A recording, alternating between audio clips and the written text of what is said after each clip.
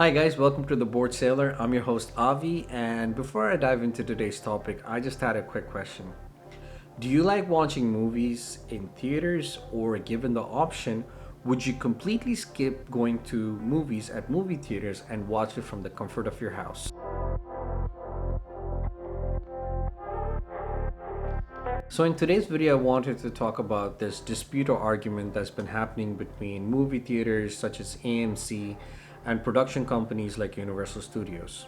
Given that COVID-19 has taken a toll on every business and has taken a toll on everybody's life, movie theaters are no different. Movie theaters are considered non-essential business, so basically they're closed, they're not subjected to be open, and as a result, a lot of movies that were supposed to be released in the past 2-3 months have either been postponed to either the end of this year or as far as even next year, or they've been released on video on demand where you can basically pay somewhere about $19.99 and basically rent the movie for 48 hours. One such movie was Universal Studios' Trolls World Tour, and somehow, surprisingly to everybody, the movie actually did really good. I think it grossed over $100 million because, again, a lot of kids are stuck at home, and the best thing to do is to have a family movie night. And Trolls World Tour is a good movie to watch. It has Justin Timberlake, it has Anna Kendrick. I know the first couple of Troll movies also did really good. They also have a short series on Netflix that I personally know Emmanuel loves. And yeah, why not? So one of the big differences between a theater release or a theatrical release and a video on demand release is usually when movies are released in theaters, like it's always been, the production companies like Universal Studios or Disney, they get about 50 or 60% of the cut or the profits from the movie, whereas the movie theaters obviously keep the other 40%. But when movies are released on videos on demand, they actually keep 80% of the sales. Now, if you're a production company, getting 50% or 60% is good, but when you get 80%, it's really good.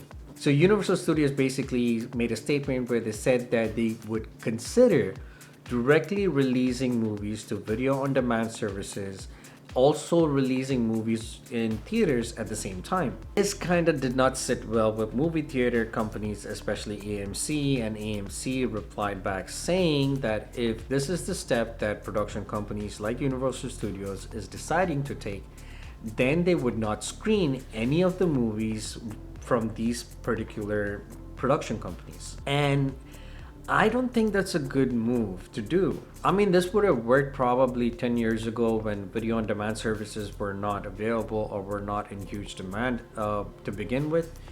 The only place like any company could release their movies was in movie theaters. So you basically needed a platform, and the only platform available to you was movie theaters. I know, like, even before, like, maybe let's say 15-20 years, production companies had to fight for theaters because there weren't a lot of movie theaters, and so given the limited amount of screen availability for their movies to be played, I know movie theaters or movie companies, they look at the calendar and they have a calculation as to when a movie should be released because they have to compete with other movies being released at the same time, and they also have to see how many theaters can actually play their movies. Now, the demand of movie theaters has gone up over the past couple of years, so movies again have to strategize when they're trying to release the movies that they release it at an optimum time, that they get the maximum amount of theaters booked, the maximum amount of screens available. Especially if you remember Avengers Endgame, they probably were playing in every movie theater out there. But in the past couple of years, we've also seen a huge surge of these streaming services: Hulu, Disney Plus, Netflix, Amazon, you name it, Sling. There are so many streaming services, and thus there are so many platforms for now production movies to release their movies. So by any movie theater coming out and saying to a production company that we will not release your movies because you're not, giving us exclusivity to release your movie, I don't think that's gonna hurt production companies at all or much, because again, they have other easier platforms now to release their movies in. And you got to think it from the consumer side too.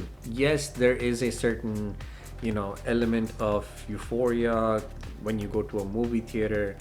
You pay an arm and a limb to basically buy a popcorn and a small drink, and you're only limited with what you can take into the movie theater unless you're like Marina and where we steal in snacks and candies. But yeah, it was like, I think candies and sodas, popcorns, those hot dogs that keep rolling over there, like since it's been the whatever prehistoric age, dried as crap. But all those are so high priced, you can probably just sit at home, watch the movie on demand on whatever services that you have, and you can pause the movie as many times as you want. You have 48 hours to watch the movie, so you can watch it multiple times. If you go to a movie theater, I know when I was in New York, we would pay like $15, $17 for a movie. You pay $19.99 and you could have as many people in that room and you can watch the movie. You don't have to pay, if you're a family of four, for example, and the tickets are $12, you're easily paying $48 plus tax. And the best part, you can eat whatever you want. You want pizza, burger, Chinese, anything. In the comfort of your house, you can just wear whatever clothes you want, or not wear clothes if you want, and watch the movie. Again, granted, there's a certain allure when you go to a movie theater. You're not having the trouble of hosting people in your house. You're going to a movie theater where you're being served, especially if you go to a dining theater where, again, you get a more bigger menu. When it comes to the regular stuff, you can make it a fun family night. You can make it a date night. You can. It's a time where you can be by yourself or with your loved one. You're not amongst people. Then yes, those things are there. But again, you can make those sacrifices if you think of the fact that you can sit at home, watch a movie, and you're just watching it for $20. So in my opinion, movie theaters should actually work on ideas where they show the advantages or this grandeur of watching a movie in a movie theater. Going outright and saying that, hey, we're just not going to show your movie at all, and thus you're losing a platform, really doesn't help their case, because again, there's so many other platforms that these production companies can now go to and release their movies. I mean, I watched Trolls World Tour sitting at home and I liked it. Granted, it wasn't a big screen, granted the fact that there wasn't like proper sound, and yeah, maybe if I watched something like The Endgame or one of the superhero movies or a sci-fi movie where special effects and sounds actually played a huge role, then I would love to watch it on a big screen. I would love to watch it in a theater with the booming sound, the Dolby sound. So again, movie theaters need to focus on that.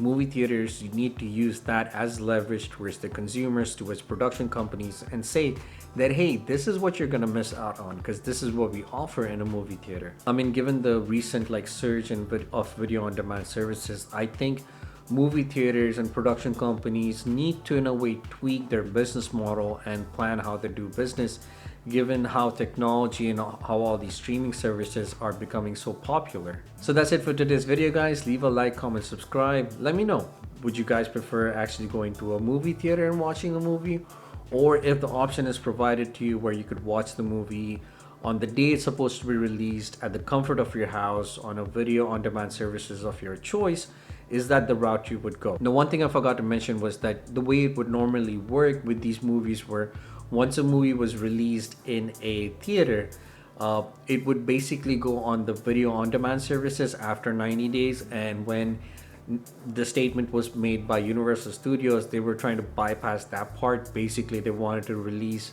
the movie on the video on demand services the same time as it was released in theaters, and that was bothering AMC and other theater companies. And I just wanted to make sure I made that point. But once again, thank you for watching the video. This is the Bored Sailor signing off.